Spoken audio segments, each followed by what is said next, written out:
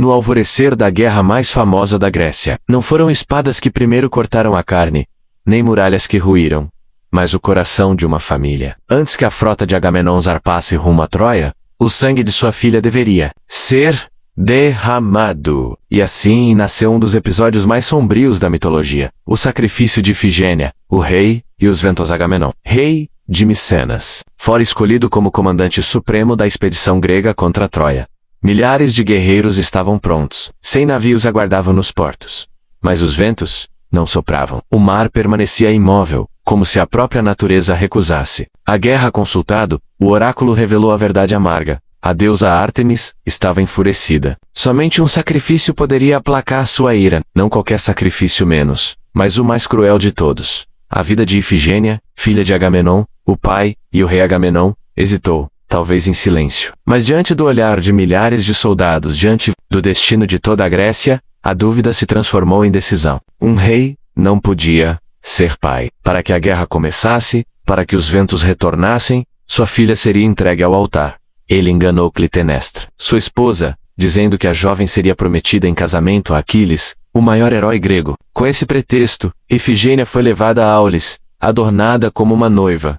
Mas não era para núpcias que caminhava, era para a morte, a noiva do sacrifício na manhã fatídica. Ifigênia se apresentou diante dos altares de Ártemis. Vestia véus, como uma noiva que deveria selar um destino de amor. Mas ali, o matrimônio seria com um abismo. Alguns relatos dizem que Ifigênia chorava, suplicando ao pai. Outros, que aceitou o destino com coragem oferecendo-se pelo futuro da Grécia. De qualquer forma, sua juventude foi levada ao limite da tragédia. Uma vida ceifada não por inimigos, mas pela mão do próprio sangue. O momento da lâmina os sacerdotes seguraram a jovem. A lâmina ergueu-se, refletindo o sol da manhã. E quando caiu, o silêncio foi absoluto. A vida de Ifigênia se extinguiu no altar.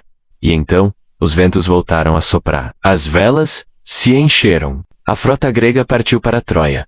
Milhares de homens rumaram para a glória e a morte. Sustentados pelo sacrifício de uma só jovem, versões e mistérios algumas, tradições contam um desfecho diferente, que no último instante, Ártemis, comovida, substituiu a jovem por um servo e levou Ifigênia para longe, tornando-a sua sacerdotisa em Tauride. Mas mesmo nessa versão, a dor do ato permanece. A família foi dilacerada, a confiança destruída.